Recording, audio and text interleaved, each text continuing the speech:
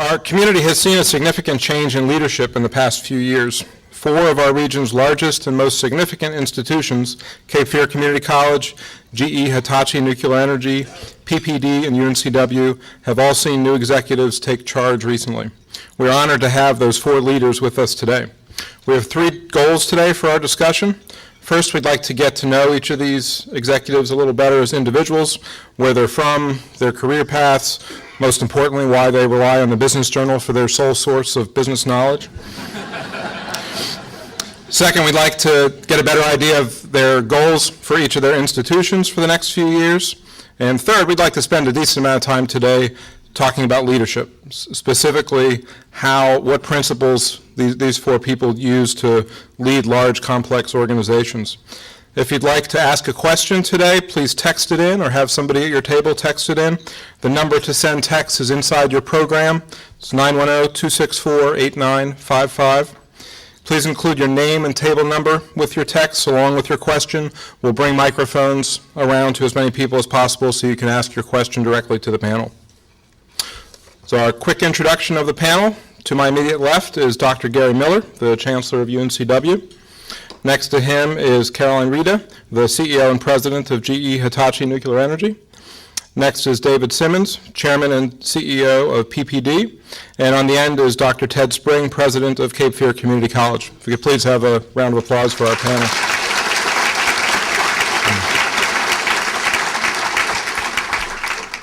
So first thing, I just want to spend a little time with each panelist so we can get to know them as individuals before we get to know them as executives. So 3 relatively quick questions. 1, where are you from originally? And we'll start with Gary first. Where are you from originally? 2, my favorite interview question, what did your parents do? And 3, what were a couple of the most important lessons you learned early in your career that put you on the path you're on now? Thank you, Rob. I'm delighted to be here. Thank you all for coming. I'm particularly excited to be here with this group of distinguished leaders. I hope to learn a lot from them. And particularly happy to have Caroline with us, a UNCW alum. So we got it covered up. I had a great upbringing. I grew up in a little town called Dayton, Virginia, up near in the Shenandoah Valley of Virginia. My parents were from that area. My dad grew up 3 miles from where I grew up. His family was in that area. He left high school to serve in World War II in the Pacific, came back, received a high school education, and made a career in the insurance business.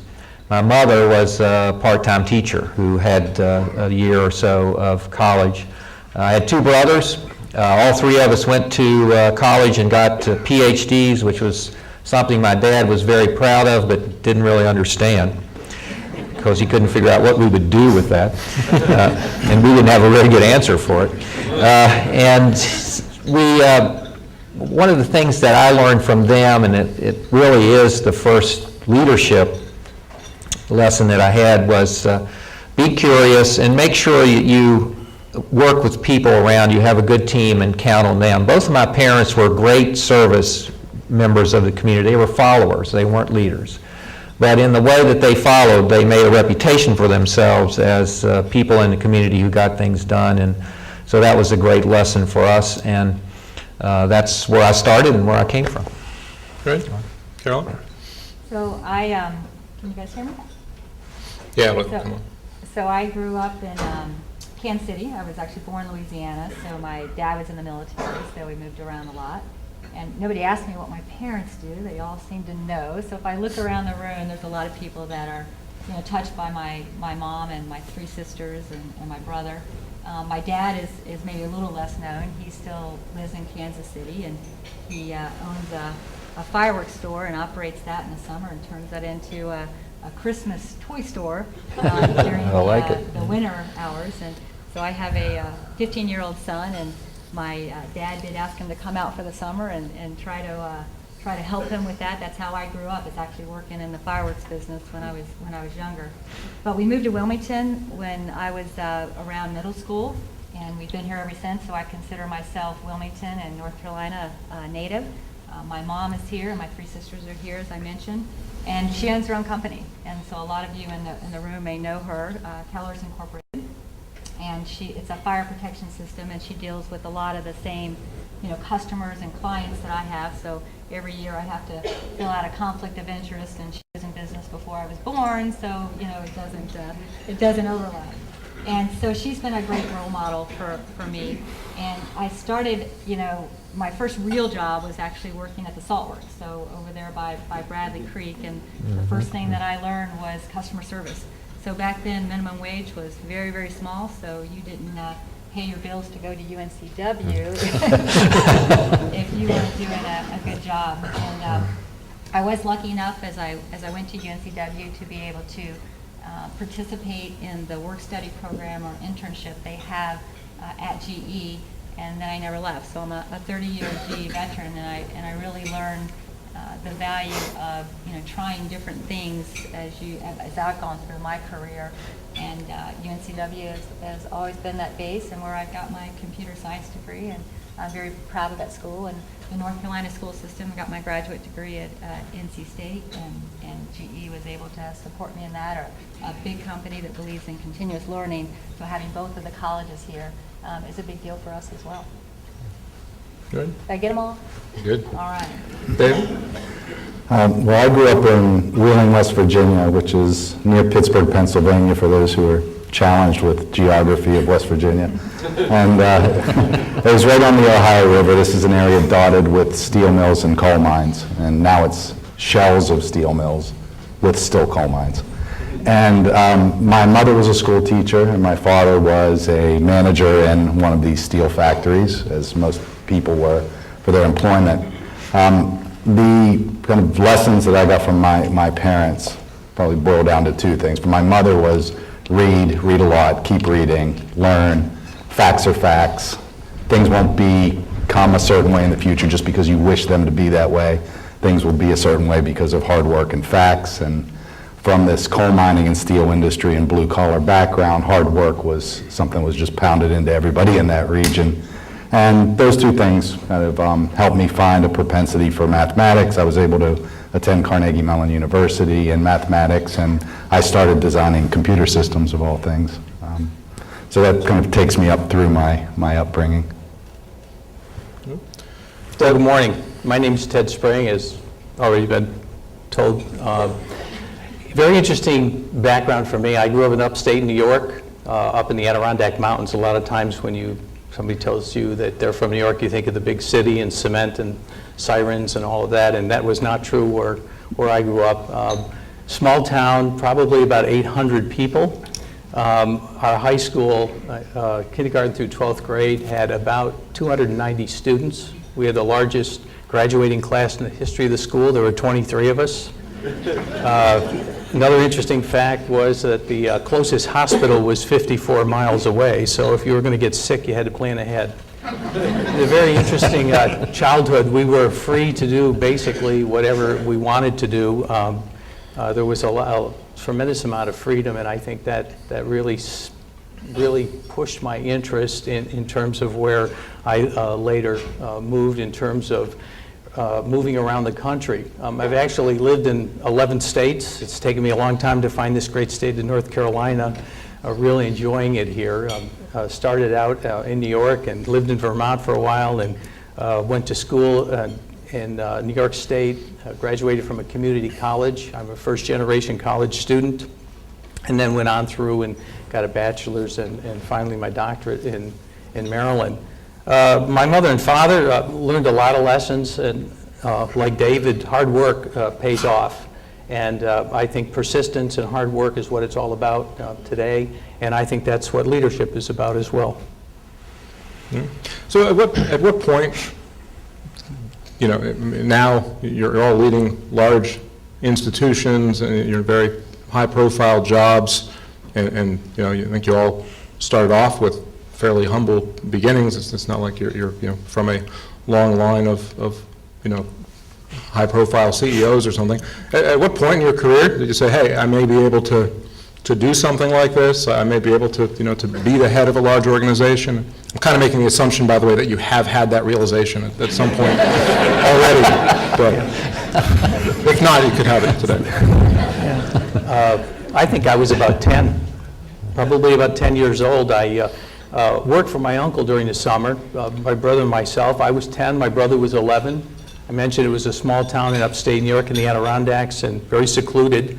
My uncle had a gas station and sold bait and boats, rented out boats to fishermen. And basically, we were left most of the day there by ourselves, my brother and myself, while my uncle was working another job, and we ran the store. And I think it was early on that I realized that I could see money coming in and money going out, and that always interested me. But what really interested me was that I could help people and solve problems, giving directions, telling them where to go fish, what lures to use, et cetera, et cetera. And it was about that time that I started thinking to myself that I wanted to do more. I didn't want to sell gas and sell bait the rest of my life, that was for sure. And I saw education as a way to move forward. And so I think probably during that time frame, I had the opportunity to meet a lot of people. My godfather had a very large business in New York City, and he would take me down there and share that area with me, and it sort of inspired me. In fact, it didn't sort of inspire me, it did inspire me. And I knew there were things outside of the Adirondack Mountains and outside of the small town that I lived in, and I wanted part of it. I wanted a piece of it. And so again, from a very early age, I knew I wanted to move forward.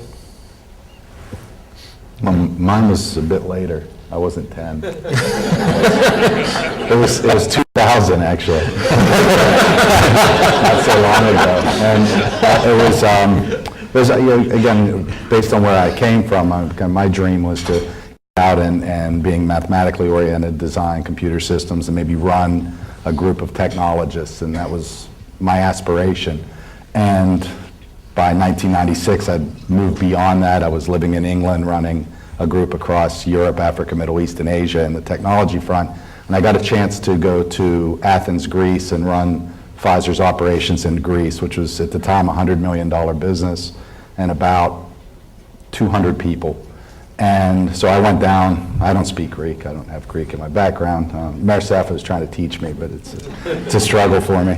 And so I show up, and I'm in this completely ambiguous situation, and I've got 200 people who some of which speak English as a second language, and we're fumbling around, but the market opportunity was great. We quadrupled the business in about 4 years, and I learned that if you have a significant number of people who are all very capable and aligned on a shared sense of purpose and a shared mission, it can be very, very powerful. And I started to maybe get some belief that I might be able to help shape that shared sense of purpose and vision, and if possible, really good things could happen. That's when I started to maybe understand that I'd found my niche, even more than helping a group design computer systems.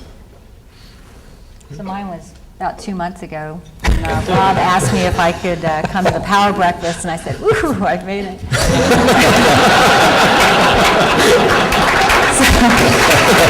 Thanks for having me, Rob. I'm like the elusive unicorn. I never could show up. So I appreciate actually, being here, and you do feel like you're in, that leadership position. But mine was probably very close to David. I mean, I grew up doing computers, and when I was in Wilmington, so I was here for the first 17 years of my 30-year GE career. And during that time, I actually just never wanted to leave Wilmington. So I kept taking different assignments. And my mentor who hired me from UNCW basically said, I asked him, why did you hire me? There's 5 people that graduated in this computer science department at the time. There was very limited folks, and and when I came to work at GE, I didn't know anything about my education wasn't necessarily translating to the same systems they were using. And he said, I didn't hire you for what you know, I hired you for what how you learn and how you think. And so he was my first business leader, and he was the one that promoted me out of computer science into leadership roles. And I just kept using every excuse to stay in Wilmington. Well, I'll go in the quality organization, I'll go in the engineering organization, I think I should do new product introduction. And finally, I got married at 30 and said, well, I'm going to have, a child now. And I ran out of excuses when I said, I'd like to have my second child. And they said, great, we think you can do that from Atlanta. So I did have to step out of my comfort zone and leave Wilmington, which I knew a lot of people. I knew a lot of the folks that work at the facility there. And that was the first time I realized I put all the skills I had learned, all the cross-functional assignments I had together, and magically it was a business leader. And so for the next 10 years between Atlanta and Boston, I ran 3 different companies for GE and realized that is the avenue that translated. Lucky enough to come back to Wilmington, actually didn't think I would be back here, but the gentleman who was a great CEO for our business was retiring, and it was the right time. So I came back here and was able to continue in those leadership roles. I'm actually here to try to figure out what leadership is. That's what I haven't decided. I We're can't. going to have to charge you for a ticket then. I hear it's like $39. Well, I'm not going to tell you why I use the business journal to get all my news. I can't pinpoint when I became interested in leadership, but I do know that I was interested in complexity from a very early age. And so what led me to, I really liked things that had lots of moving parts, that had lots of uncertainty to it. So when I went to college at William and Mary and began to study and decide what to do, I gravitated to ecology and ecosystem biology and the mathematical modeling of natural systems because they're so complex. And what I wanted to do was to be a university professor because that's the model that really inspired me there. And I was able to succeed in doing that. I became a university professor, had a large laboratory with postdocs and doctoral students and grants. And the leadership part of that was to get that team of people working around complex problems to try to understand those problems.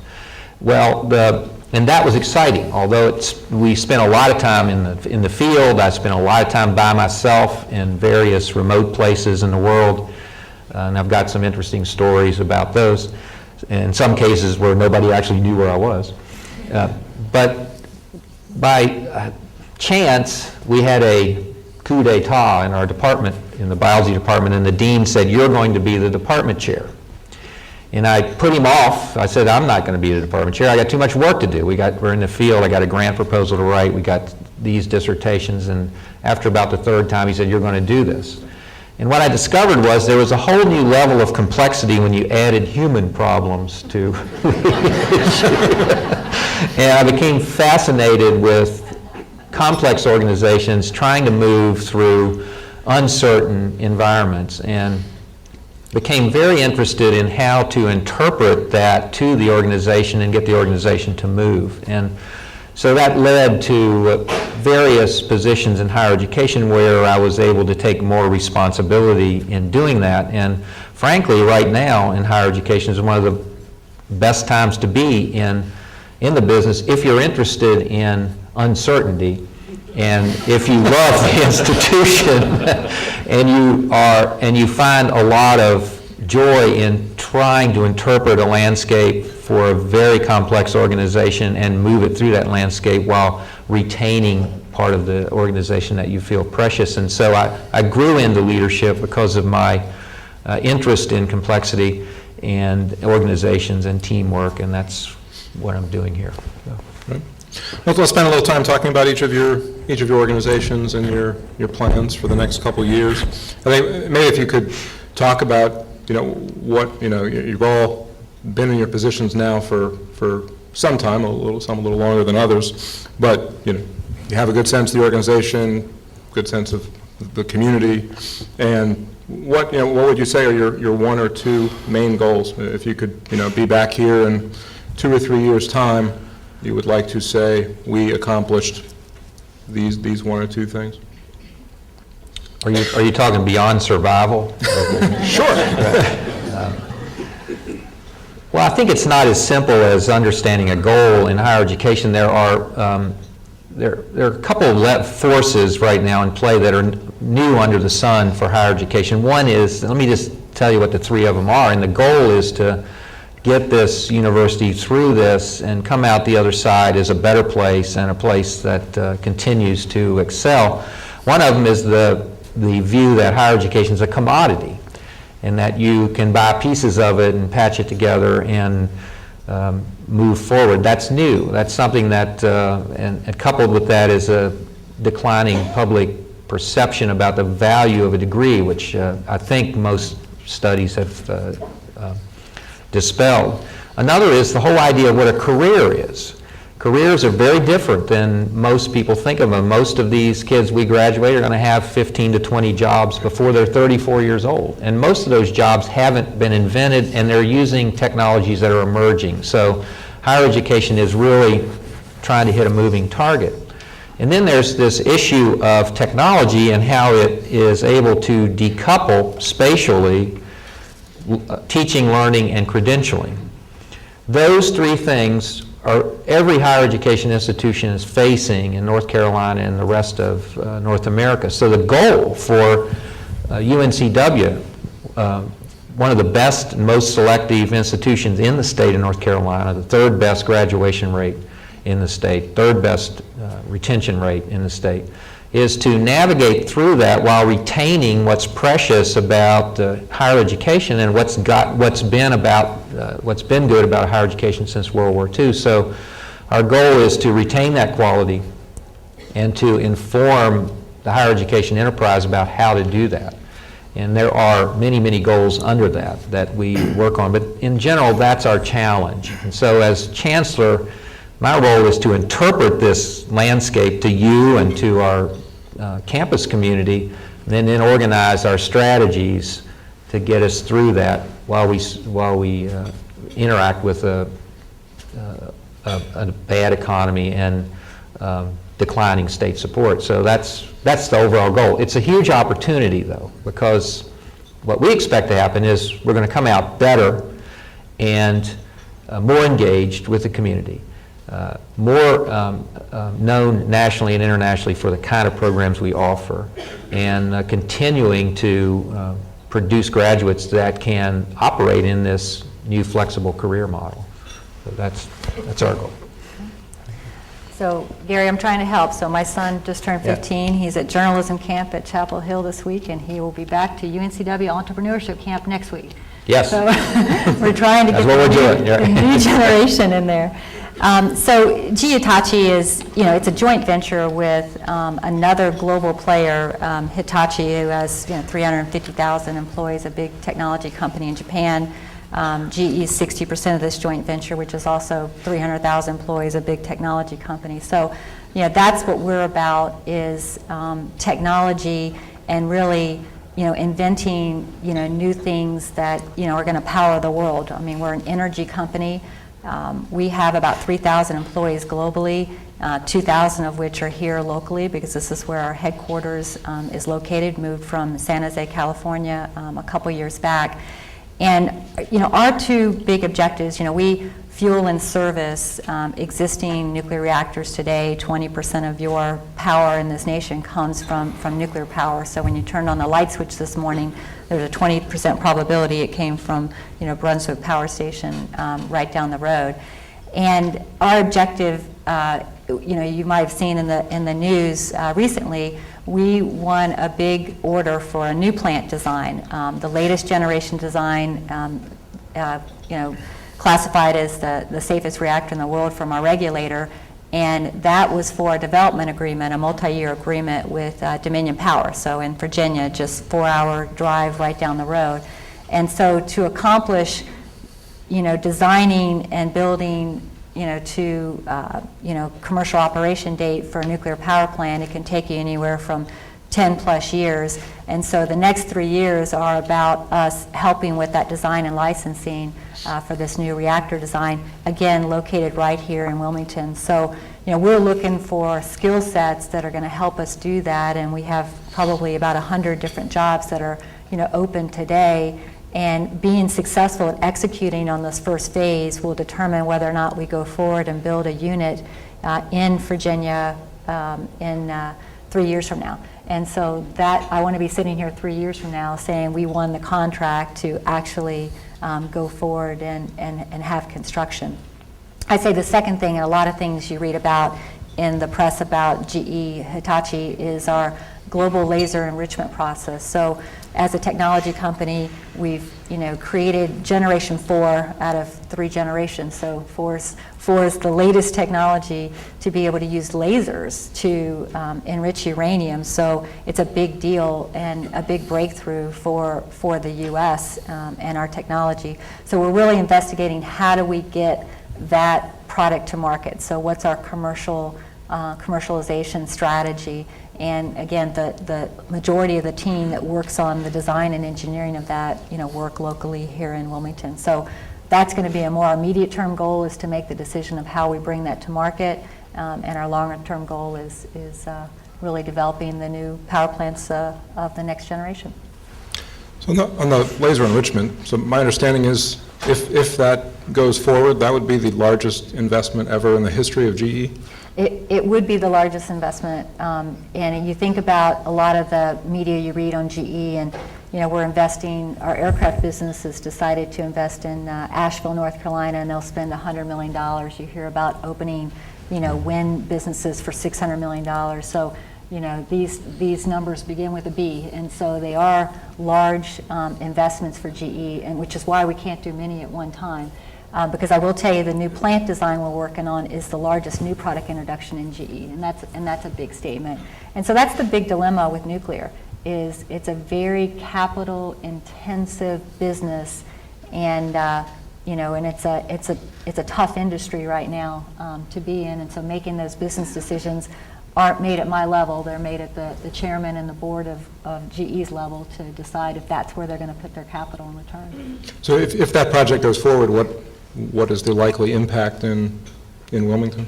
Yeah, and I think the more likely impact is the jobs that we have under the design and technology. The bigger impact would be for this new plant design. There will be not just hundreds of jobs, but there will be more than that. So that's probably the bigger impact you'd see here in Wilmington. Dave? Yes, before I talk about the goal of PPD, now let me explain a little bit about PPD, because I think it's somewhat of a mystery sometimes, the building at the end of the road down here. We are a clinical research organization, and we provide services into the biopharmaceutical industry, from large companies like Novartis, Roche, Glaxo, Pfizer, down to very small venture capital-based companies who have a product idea for a new medicine that they'd like to bring to market. Our services cover the discovery end of the continuum of drug development, meaning finding a lead chemical molecule or biologic molecule, all the way through to the big part of our business, which is the design and conduct of the clinical trials, which will prove the safety and efficacy of the medicine for our customers, up to the point that a regulatory dossier gets submitted to a regulatory authority like the FDA or the European Medicines Authority. So we provide these services. Our customers have been outsourcing more and more of this work and externalizing more and more of this work to clinical research organizations. We're the second largest on this front. The foundation of PPD that was built by Dr. Eshelman and the leaders that have been here for the past 27 years is outstanding. So we're not in a remediation mode. We're in a mode of taking the strong foundation and changing the inflection of growth in the business and determining how we help the ecosystem of drug development solve its fundamental problem. And its fundamental problem, this is our customers' primary problem, because they're the financial backing behind medicine development, is that research productivity is really strained. If you take the large biopharma companies, there are some exceptions to what I'm going to say, but predominantly, if you look at the past decade and the tens of billions of dollars that they've invested into drug discovery and development, if you look at the returns from that investment, they haven't covered cost of capital. And that's a fundamental problem. Their investors are putting tremendous pressure on them. That's the biggest issue going on right now.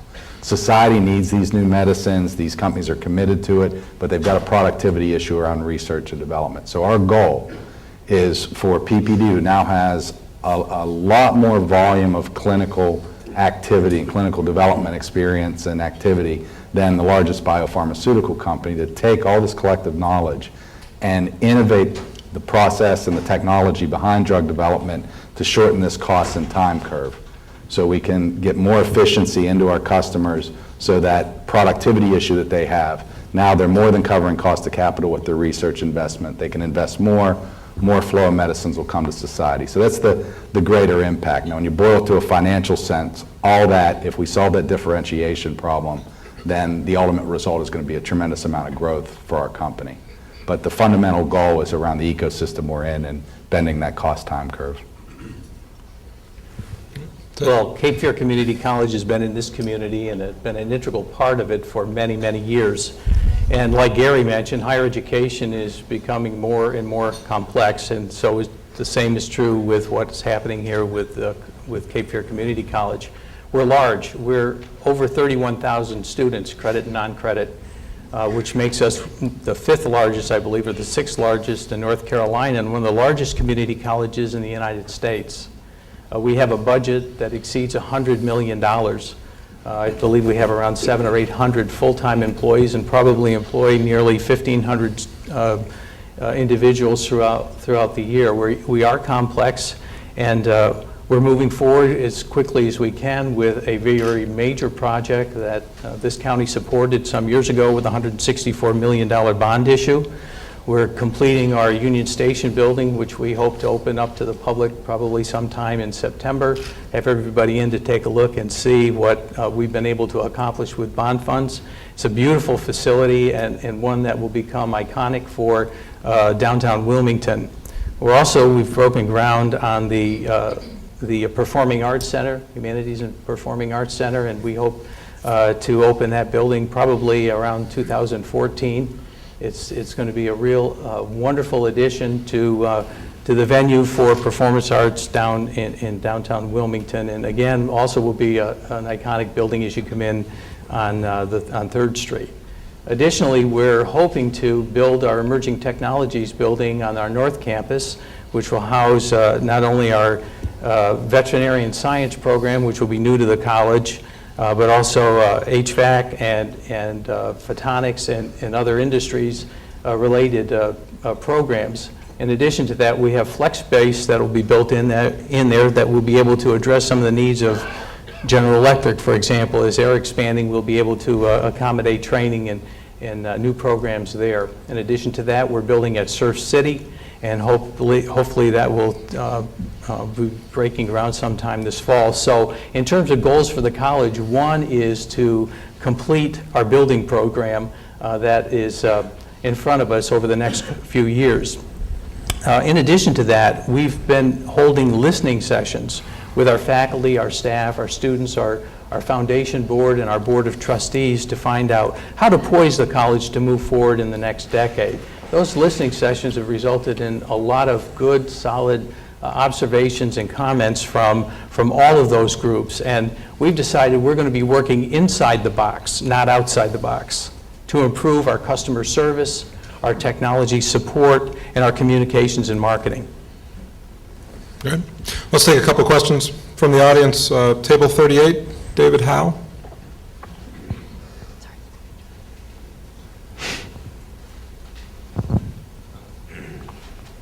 I'm just going to read this, so thanks.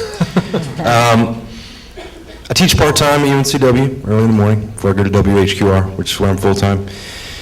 And a lot of bright kids I see come through my classes. Long story short, a lot of our students have a pretty tough time finding jobs after school. As leaders of our area's largest businesses and, respectively, largest educational institutions, is there or has there been discussion between the four of you in regards to job opportunities for students graduating from those schools?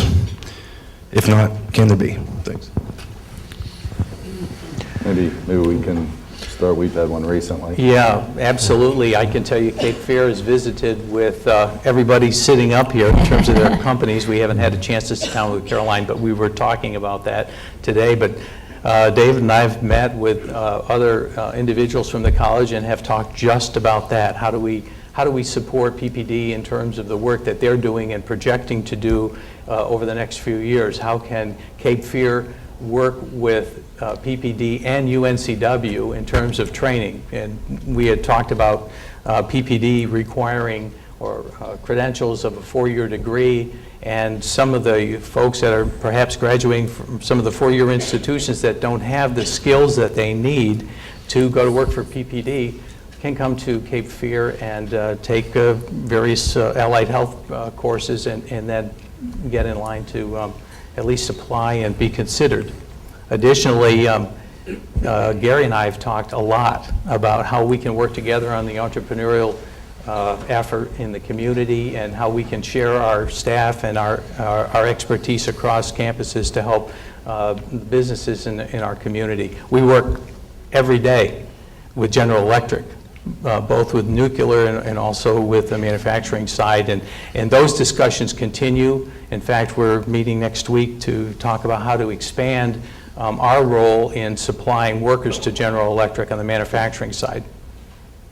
Yeah, I'll just add in a little bit of color so you have some detail on the conversation we had. The kind of challenge that we have of employing more people directly out of UNCW and Cape Fear Community College beyond skills is our customer base. Our big hiring is what we call clinical research associates or monitors that actually go out and check the quality of the conduct of a clinical trial at an investigator site. And our customers have requirements on us of the profile of the people that we put into those roles. And where we have expansion of over 1,000 people globally each year we're hiring, it's not all in Wilmington, it's probably a fraction in Wilmington, but if somebody was mobile and could go, we're hiring a lot of people globally. But the requirement is that people need the academic background, the 4-year degree, life sciences oriented, some specifics, specifically around pharmacy, and they need to have 3+ years of clinical experience. And that's the part that we're trying to work out. Is there a way that we can get 1 or 2 years of experience credit with our customers through some type of job rotation program so we can hire more? Or are there communities of professionals, like nurses, for example, where we do get credit for their clinical experience as a nurse, who may want to go into a new career, and the community college and the university can top up the education. So what we're trying to do is understand the dynamics of the employment landscape and connect the dots between us. But that's some specifics of the challenges we have. And I just would add on here for, Cape Fear Community College, we've been using them for years. So we do, our bread and butter where we actually do most of our operations is servicing these nuclear reactors around the world. So we use their facilities for training as well as use it as a pipeline for our service technicians. And so it's a great, win-win for us. And I know Dr. Spring was talking about the aircraft engines business, which is a manufacturing operation here that is also going through some tremendous growth. And we're going to be needing more of those skill sets.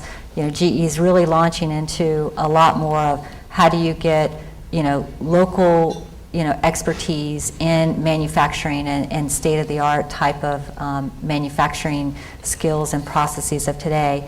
And we clearly use UNCW, so I am the role model or poster child of that at GE. But every year we hire many different students from many colleges around the world. And I'd probably say UNCW is probably our largest hiring point just because it is local here. And a lot of different disciplines. We clearly do need nuclear engineers that we're not able to get from the local universities, but you can get a lot of those foundational skills. So we have a lot of internship programs, whether they're in technology or our IT business segment or in the finance group. And so I always tell students the best way to get a job at GE is to have a job when you're growing up. Learn some skill, whether that's waiting tables or at the grocery store, but figure out how you can have some process where you understand the work ethic that's required, and then sign up for these internship programs. Whether they're paid or unpaid. I know my niece does an unpaid internship today, and it'll pay huge dividends for them in the future. But that's getting your foot in the door, and you understand the requirements that you need to succeed in business to be able to get that first job out of school. And so we clearly offer those programs here. Yeah, I'm glad you asked that question, and thank you for teaching for us. This is probably something we spend more time thinking about than almost anything as a university. We have 13,000 students out there. We want them all to get jobs. We graduated 2,200 students this year. 73% of them walked across the stage with a job, and in some areas it was as high as 90%. Having said that, and knowing what the career is like out there, we have the faculty there have really been forward thinking in this. There are two areas where I'm very excited about what they have done and what we're doing. We really work hard on internships. We try to get people to think about their careers in their freshman and sophomore years instead of waiting until the senior year, and this is very important. We have rolling conversations with virtually every business in the community in one way or another about what they need. So that's happening, and we're seeing increases in number of internships, and many of you in this room sponsor these internships at your expense.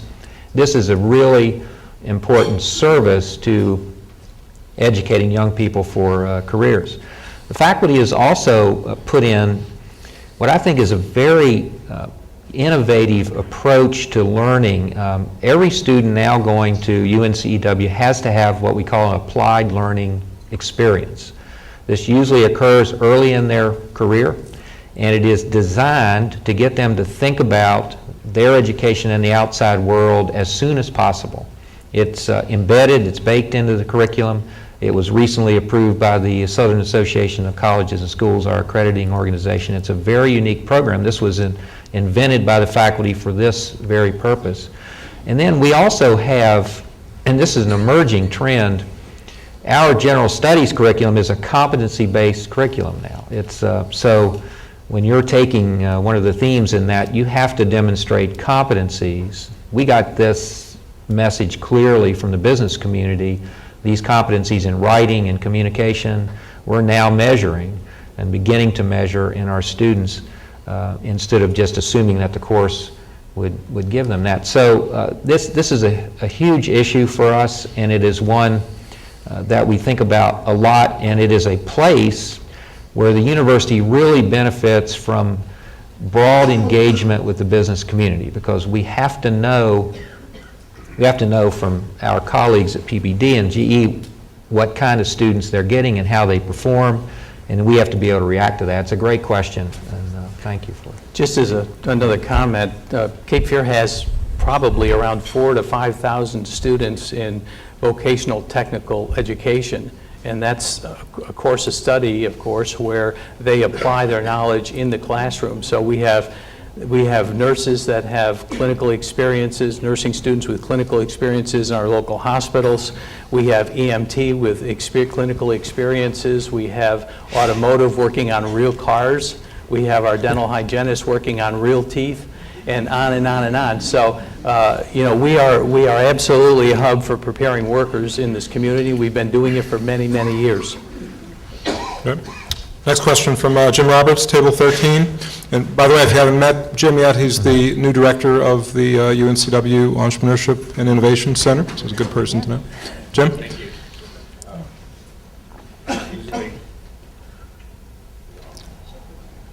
No, I really don't need a microphone. I'm really loud. Mr. Spring, I'm going to take the bait that you put out, and you talked about entrepreneurship, and I'd like to know your interest in describing your interest in the entrepreneurship at the community college level, please. Well, my interest in entrepreneurial education goes back many, many years, probably back into the 80s, and actually developed one of the first entrepreneurial curriculums in the community college system in New York State when I was there. Entrepreneurial education is essential, it's necessary, particularly in a community where there's a lot of small business. I think people can benefit greatly from professional level courses to help them, whether it's with their accounting or their customer service or new product development, marketing, whatever. So, I have a strong interest in it. My discussion with the chancellor the other day was how can our entrepreneurial efforts work more closely with what you all are developing at UNCW. Well, let's shift the conversation a little bit to talk about leadership. And I think that's the unique thing, I think, with the panel we have here today is, that there are frankly not that many people in the world that run such large, complex organizations, and certainly, not many in our community. So I think it'd be good we take some time to get insights from you on that. And I think, as someone, I run a small business with 13 people, and that can get pretty complex. So to start thinking about your organizations and all the moving parts, and some of them being global organizations, as to how you just start to think about the process and the culture and creating change in those organizations, and how you deal with issues or prepare for issues you don't necessarily know about. So I'm going to start with Caroline, and then we're going to see if anybody else can top what she's been through in the past few years. Yeah. So Caroline, you took this position in 2010, and we all know what was happening to the economy at that time, and got worse from there. So I think every business executive had to deal with that. But then you had the Fukushima disaster, which completely, immediately changed your industry. So talk a little bit about your experience and how do you deal with, when you have sizable issues like that to deal with. So for those of you who actually don't know what happened when you speak of Fukushima, which is one of the areas in Japan that was affected by a record magnitude earthquake and tsunami, the fifth largest earthquake on record in the world. And that happened in March of 2011. And I'd been on the job probably about 3 months, and not even really solo, so I was still transitioning from the previous CEO. And when that hit Japan, it was devastating for their coastline and their communities, and thousands of people perished from that earthquake and tsunami. And at the same time, it inundated some nuclear power plants that had been there for 40 years, and those power plants at that time were inundated with this tsunami. So it caused a ripple in the industry as far as being able to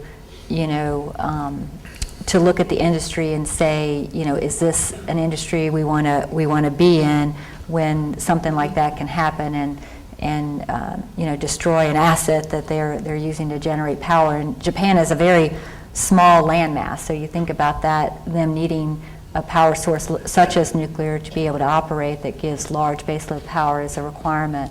So at that time, we were trying to help our customer, which is TEPCO in Japan, and we did it predominantly through our partner Hitachi that was there. But we assembled a large contingent of engineers that were able to respond to regulators, to the industry associations, and to the customer at that time as they worked through an accident scenario that at the end of the day came out very well for the testament of how these reactors kind of survive a big natural disaster, but also was very damaging to the industry and to Japan as a country.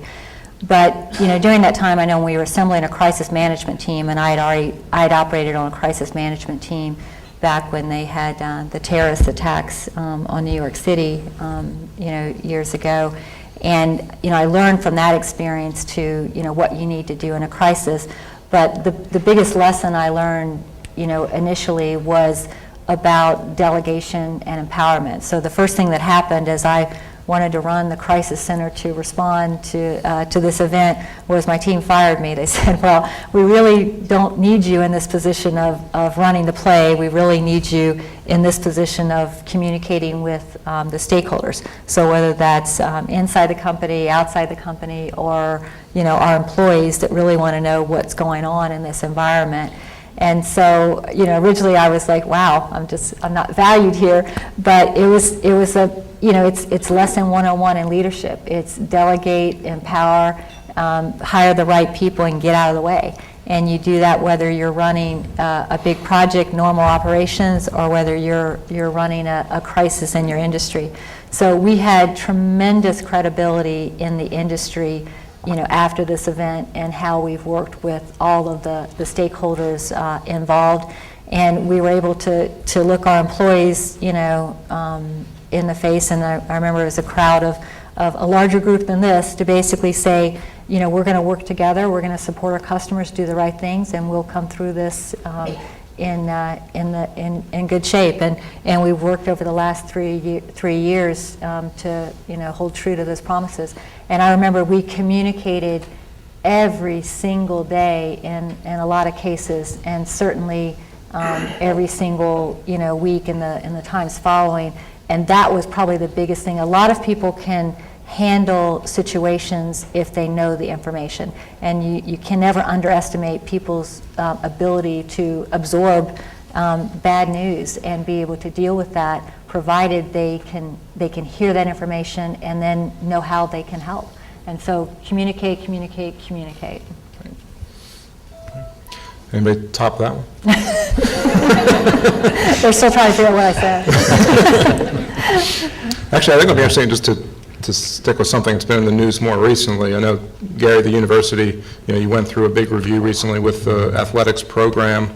I think that's a good mini case study of, having an issue come up and looking at it and addressing it. I mean, why don't you take us through that from your perspective, that issue, and how you made decisions with it? Yeah. Well, we could talk about the state budget cuts as a slow-moving tsunami for higher education, but we're still watching to see where that one comes. And that is related to what we're having to do with every part of the university. We're a funded organization with limited ability to raise revenues. So we're not like a business in that regard, although we have lots of business practices, and there are many parts of our organization that are a business. But because we're in a environment where we have contracting resources, every part of the university is undergoing a deep dive with regard to their efficiency and with regard to the importance of that part of the university in the entire experience. This is driven not only by my own need to make sure the university is efficient as possible and to preserve the programs we have, but also by the system need to make sure that all the articulating parts are as complementary with one another as possible. So it's a natural part of that we look at all of our other operations, including athletics. And so the athletic review is not exceptional in that it's just like every other part of the review. It's just that athletics generates a lot of passion. And it is an interesting phenomenon because the whole landscape of athletics, intercollegiate athletics in the country is changing, and it's changing very fast. And I'll go back to my one of my leadership tenets is that you have to be a pretty good interpreter of the landscape for people. And one of the things we have to do is look at how the athletic department interacts with the university and with the community. And we learned a lot from that review, but the part that you saw in the public, the report from the committee, was really only part of a lengthy look at athletics. And from a leadership perspective, we just consider it to be our responsibility to look at these organizations and try to understand. Now, we're about opportunities. We're not selling anything at the university. We're trying to make opportunities available for students. And one of the things that we learned and needed to learn from the review, and one of the reasons we did the review, was that there's a lot of desire to retain opportunities, and we want to see if we can do that. And we think we have a path forward. So I think it was, from my perspective, very much like the reviews we're doing everywhere else in the university, except for the passion that's generated around athletics. And it was like any other deep dive into a part of your organization. You do that to learn about what it's like, where the passions are, where the levers are, and the forces as you move toward deciding what to do in that particular case. David and Ted, could you talk a little bit about it, whether in your current role or in a previous role, a significant problem you faced and how you dealt with it? Yeah, I could. But I won't. On the topic of leadership, I'm just sitting and listening to the stories and listening to some of the introductory comments, and it struck me a certain way of kind of going over the archives of other people I've placed into roles, looking at my own experience, competitors of mine, peers of mine. What are some kind of common themes I see for people who have become more and more successful as leaders? And some of those observations are, one, I think when people get out, and we talk about college students getting out and getting their first job, I think this concept of leadership and all that's probably a little bit ahead of schedule for them. I think probably the best strategy coming out is get a job that they're equipped to do, get a great work ethic and attitude. Karen talked on work ethic and job skills going in, and whatever you do, there's a lot of other people doing the same job, do it better than them. And then that strategy will pay off well, your cream will rise to the top of the milk bottle, you'll be tapped, you'll get a chance to manage a function. Then you have to manage the transition from individual contributor to manager, and you have to fight the temptation. I don't know if everybody's had it, but I did when I made this transition of thinking I could do the computer design better than the guys who were working for me. And I had to learn to pull back off of that and let them do the job and learn how to coach and develop. And when one masters that, then one has to learn to lead leaders who are leading other people, and you have to learn how to, in a nuanced way, get alignment throughout a complex organization without directly doing it all yourself, but through a layer of leadership. Now, so then we're up in that cadre, when you have somebody who's navigated that far. Now you've got a lot of really capable people, but some themes that are coming out of those that are more successful than others from what I see. One piece that Gary actually brought up early was, he talked about the joy of complex systems. The people who are placing themselves into roles where they have a passion and they've applied themselves diligently and they've gained a body of work and experience. So they've gotten good at their craft, they've practiced their craft, and their craft is something they're passionate about. That tends to differentiate as opposed to the people who just go for a role because it's a senior role. And maybe they're more attractive to the ego stroke of the role than they are about the core nature of the work that's going on. And those people tend not to do, in my experience, they don't do as well as the ones who have really done a good job at mapping their passion into the role. The second thing that I see as a differentiator is when leaders get up to that level, I'll call it the competency of seizing accountability. But it's easy for any one of us to kind of look at our zone of responsibility as it's clearly defined for us and know that we own and we're accountable for our responsibility in that clear definition. Some leaders differentiate by moving into those gray spaces where stuff falls through the cracks. It's not really theirs, it's not really anybody else's, it's something the business or the enterprise hasn't experienced. Some people grab those issues those bulls by the horns and wrestle them to the ground. And it actually, if you're looking for it, it starts to stand out, and you see the markings of real, extremely strong leaders who can go into these ambiguous situations and kind of wrestle these things to the ground. And then another thing that I've seen is differentiating is in the leaders who've been very, very successful. They usually have, before some big pivot and inflection of success, they have what I'd call a definitive performance statement.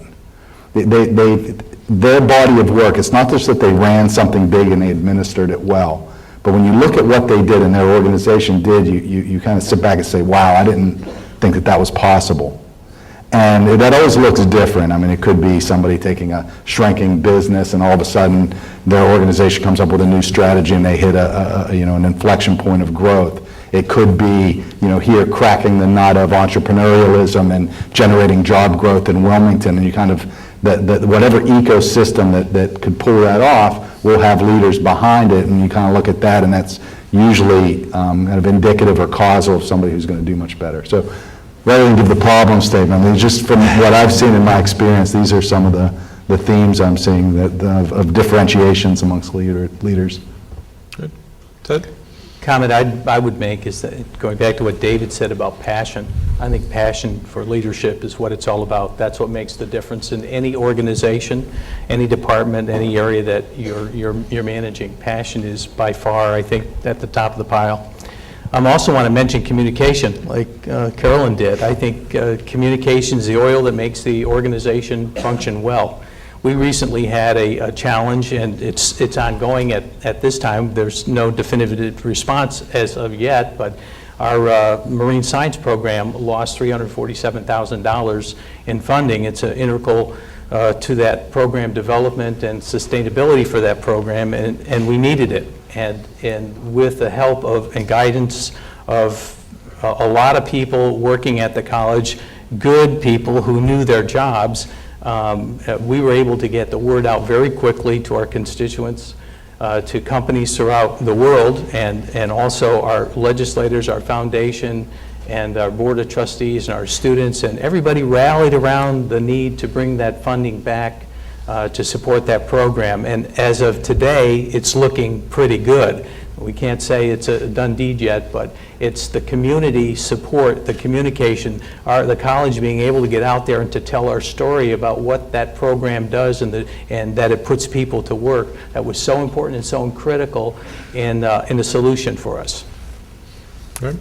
Another question, table 43, J.D. Martin. Good morning. With your statement earlier saying that most college students get out of school and they have multiple jobs within the first 10 years, I believe it was. My question's to Carolyn and David. If that's the case, what do your companies do to train leadership in your corporations, knowing that you may have an individual for only a year or two, or do you, with that challenge, do you rely on outside agencies to train your leadership?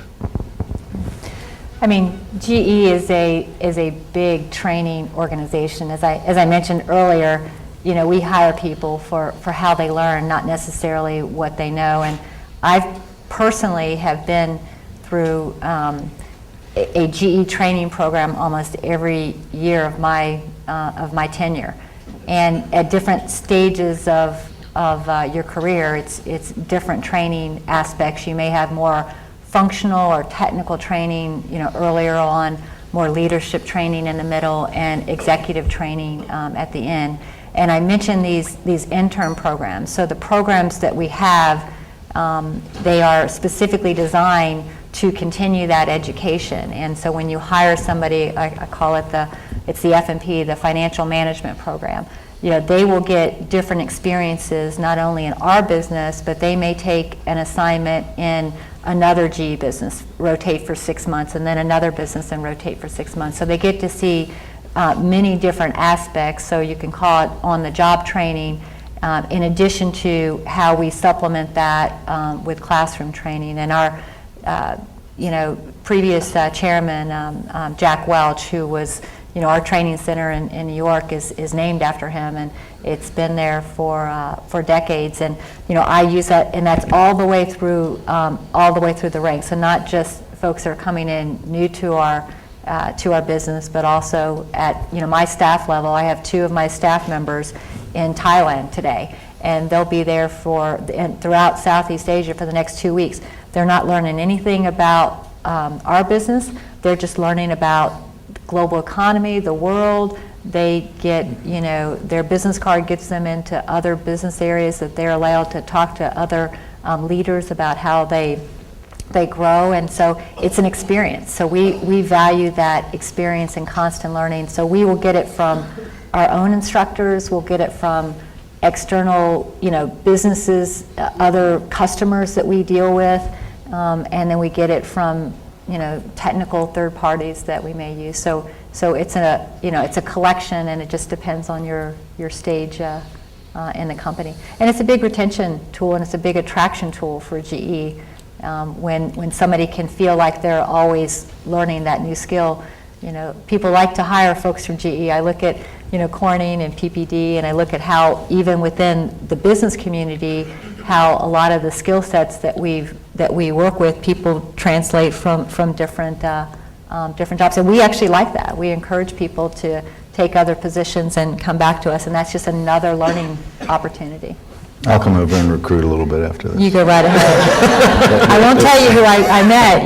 That used to work at GE, right? I support everything Caroline said, and I think that the GE model, the Jack Welch built, has kind of filtered across a lot of large corporate America. It's influenced a lot of what I experienced at Pfizer. So I'll just add on maybe some detailed bits about PPD and PPD's implementation of the same type of principled framework. And first is skills building and development, which are specific training programs for entry-level people. But at a certain point, when we get up to the associate director and director level in PPD, we have a competitive program for a formal leadership development program that runs a year in duration. And we bring in about 30 people, but we probably get nominations from the leaders of the organization for 3 times that number. So we have to be very strict, it's very competitive. We bring in 30. As a senior leadership group, we engage with them in the beginning of their curriculum. They go off, part of their task is they tackle some projects or issues we have as a company in a cross-functional team-based approach. When they come back at the end of the year and they present those cases and they finish their leadership development program, they face what I would call a murder board, which is myself and the C-suite, who they present their project to, and I hold the standard of these folks are presenting to the board of directors that I present to. So it has to be to the same standard. And we go after them. And so part of this is, it's not a coddling type of process. It's more of a forging type process, I would say. So that program is very good. It was in place before I came. I think it's fantastic, and it has my full support. The second thing we've layered on top of that is at an enterprise level. So with my direct reports and the senior suite of executives at PPD, we run a talent identification and development process where we discuss the direct reports of all of my direct reports and some of their direct reports, so 2 or 3 layers down in the organization. And we look at their performance record over a period of years, and we look at and we discuss their potential based on a framework of potential that we've mutually agreed upon. And for those few select colleagues that are both high performing and we view their potential for leadership as high, we own them as an enterprise. So while they're sitting in somebody's organization, we talk about their development needs and whether or not we can't build them out faster and better and test them by moving them across the organization to another part of the organization, but in a planful way, not just to move them, but what fundamentally don't we know about them? Like, for example, maybe we don't know how they would play in an international leadership assignment. So we need to get them into that. That might exist in another person's organization, so we want to see them move over. So that enterprise ownership of this kind of small cadre of talent is a new element we've added in. David, I was struck by something you said earlier about when you're moving along in your career and first you're running a department or a business unit, and then you elevate and you're leading leaders. Take us through what new skill sets do you need to evolve to be able to do that? How is leading leaders different than kind of running a day-to-day business? I'll give an example. I think everybody can chime in on this. Everybody's going to be having similar types of things that come to their mind. But one first point of differentiation, and although I think one can experience it as a manager with a team for the first time, it definitely plays out in leaders of leaders. And my example was from my former employer. I was running several regions of the world, so these regional presidents that might have had 2 to 3 billion of revenues and maybe 1,000 to 3,000 people reporting into them. And you have this dilemma of this leader who's come up through the organization who delivers the numbers, but you don't like the way in which they deliver the numbers. Maybe it's a totalitarian enterprise, or it's a very micromanagement, authoritarian, autocratic, subjugation by fear, and they can get the numbers out, but it doesn't fit philosophically with one's view of an empowered or an engaged workforce. So you're kind of sitting there and you have all these folks and you want this kind of culture of your organization to look and feel a certain way, and you've got somebody who's managing a vast swath of it that you may have inherited that has a tremendous track record of performance from a hard financial standpoint. You've got to learn to master, and I'll use a British term, to grasp the nettle. I don't know if anybody is familiar with British terms, but nettles are prickly things and they're really nasty, and if you touch one, it's like glass shards and it's horrible, but if you grab it really hard, you don't feel the pain of grasping the nettle. So this is their term. So you have to tackle that issue, and getting the courage and the tenacity to deal with something like that and not rationalize in your mind why it's okay, I think is one of those learning pivots when you get to that next level. I was just thinking as you were talking about that, that's true, but for me, leading leaders is the ultimate in learning, and I'm in the learning business.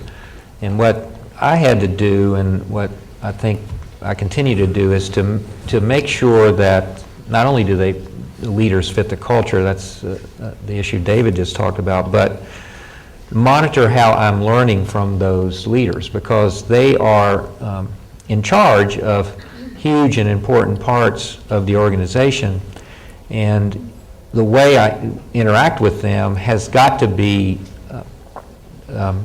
it's got to be a dual channel.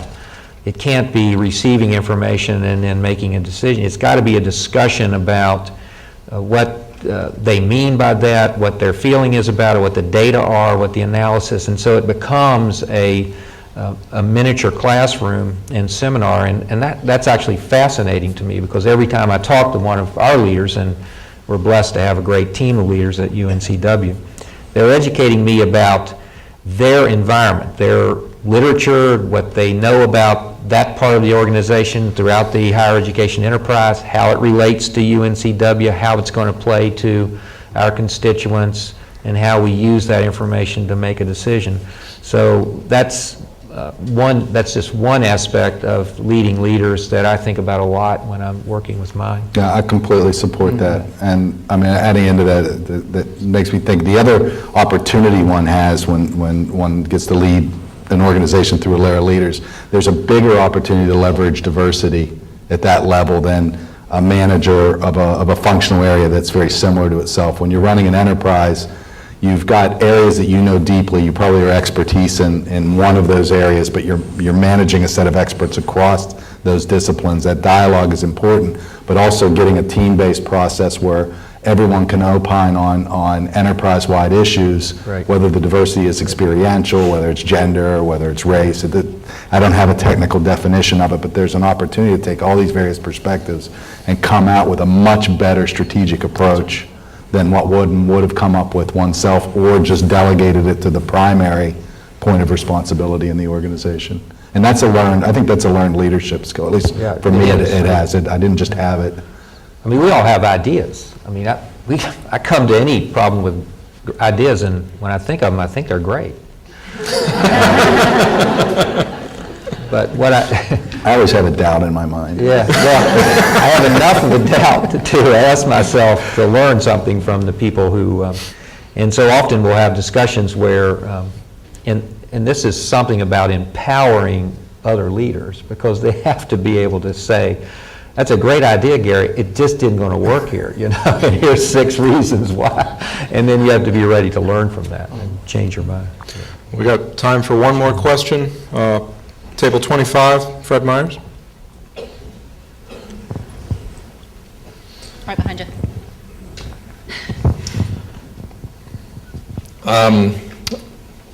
Very interesting, enjoyed the conversation. Thanks for making yourself available to us today. My question is, as local leaders, 3 of you who are new to the area, my question is, how would you characterize or describe what is unique about Wilmington, and how does that impact the success of your organization? It's not me. It's not you.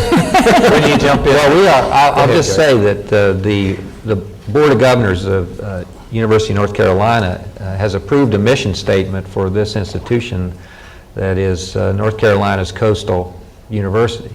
We take that very seriously. This is a very unique area, and I have used many times in speaking to people metaphors about port cities and the transitions in coastal areas and the way that impacts interchange of commerce and people. But this is a fabulous place, and I think that's why we have 14,000 students applying to come here to meet our 2,000-seat freshman class every year, and we plan to leverage this region for a long time, because and I think that's why we have an opportunity to develop an entrepreneurial culture here, and an opportunity to develop a marine biotechnology operation here. And so for us, for Georgia and me, it's not only a great pleasure to live here, but it's a great asset for a public university. Yeah, I would second that. For my wife and 4 kids and I, it's been a wonderful transition. And one thing that stands out versus all the other places around the globe where we've moved and lived is the hospitality here is at a very, very high level. We were made to feel welcome immediately. As a Northeasterner, I was suspicious. But I'm still waiting for the shoe to drop, and it hasn't dropped yet. So I'll take it as 90% sure, with that little bit of doubt left in my mind that it's genuine. But it's been wonderful to see the reception of my kids who have moved. One as old as 17, which I thought was going to be a tragic kind of move and an alienation into a group of kids who had been here forever, but the kids embraced them and brought them in. So personally, for my wife and children and I, this has been a fantastic and easy transition. The question on the impact on the business, it's a blessing and a curse. I mean, I'm not in the metropolitan centers where the bulk of our customer concentration is. So the ability to get at masses of talent, fit for purpose talent, is not there. At the same time, we are able to attract certain very, very talented people who are drawn to this area for the uniqueness of the area. So we're trying to make the most of the blessing part of it and minimize that, but it has a dual implication for us. It was a tremendously easy transition for my wife and myself to come to Wilmington. My interview was on a Wednesday, and we talked about coming down here earlier and getting to know a little bit about the community and wanted to talk with some of the businessmen. And so we came down on Saturday, walked around town, talked with a few people, had lunch, and by Sunday afternoon I turned to my wife and said, I don't care if I get the job or not, we're not going back to West Virginia. It's a small town. As I said, we've traveled around a lot, but I don't feel we've ever been embraced as much as we have here in Wilmington. You folks, we have a wonderful, wonderful community, and it has impacted Cape Fear Community College in a substantial way. We provide the service, but you all are providing the support, and I think the gift of education sponsored by our foundation, the Cape Fear Community College Foundation, is testament to that. In one afternoon, a lot of work behind the scenes by our great foundation crew, but in one afternoon at a luncheon raising $500,000 for student scholarships is just a remarkable feat in any place at any time. And that's due to the support that we get from all of you, and we so appreciate it, and our students appreciate it. Okay. Will we please have a round of applause for the panel? Thank you all.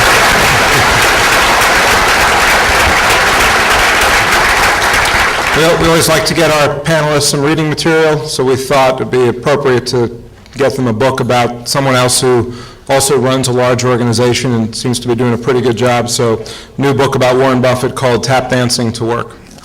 Thank you again for being here, and thank you again to our panel.